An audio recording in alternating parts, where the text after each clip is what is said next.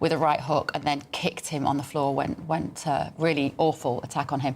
On social media, the billionaire owner of X, Elon Musk, waded in. He said that basically riots happening all over the UK, civil war is inevitable. And we're joined by Chris Hope now, GB News political editor. He also, Chris, called out what he said was Sir Keir Starmer favouring the Muslim members of this country and not also reaching out in some way to explain the needs of what Keir Starmer's called the far right.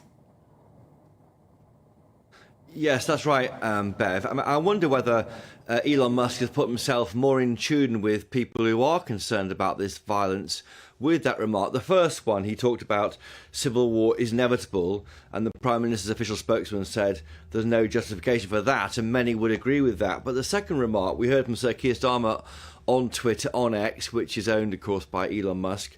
We will not tolerate attacks on mosques or on Muslim communities.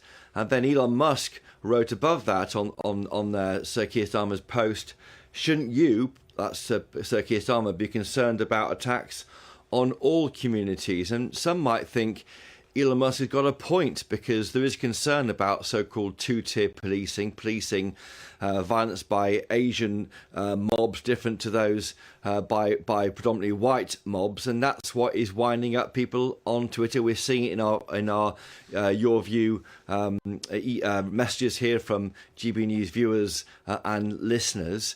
I should say, I mean, the problem I think is that lots of what Sir Keir Starmer is saying, he's talking to an audience which broadly agrees with him. And we haven't had a single Home Office minister on GB News since the general election a month ago. And yet you see yesterday, don't you, Yvette Cooper being quizzed by her husband on a different news channel. I think lots of remarks by Sir Keir Starmer are just not hitting the mark with the people who need to hear it. And I wonder why that is. And I think that Elon Musk may be putting himself on the side of people concerned about the police in this country. And Chris, I mean, we put in to talk to the Home Office every day, presumably. Why are they not talking to GB News?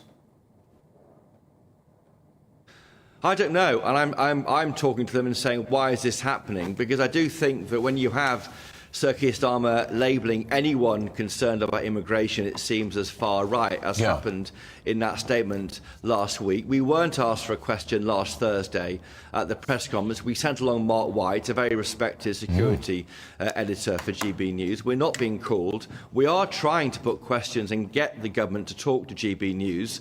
It's not happening, Andrew and Bev. Well, Chris, just keep asking and just keep putting in the question, because GB News viewers are entitled to talk to the Home Office and to the Home Secretary, Yvette Cooper, and there are a number of Home Office ministers. I hadn't realised I haven't been on this programme once since the election. Is that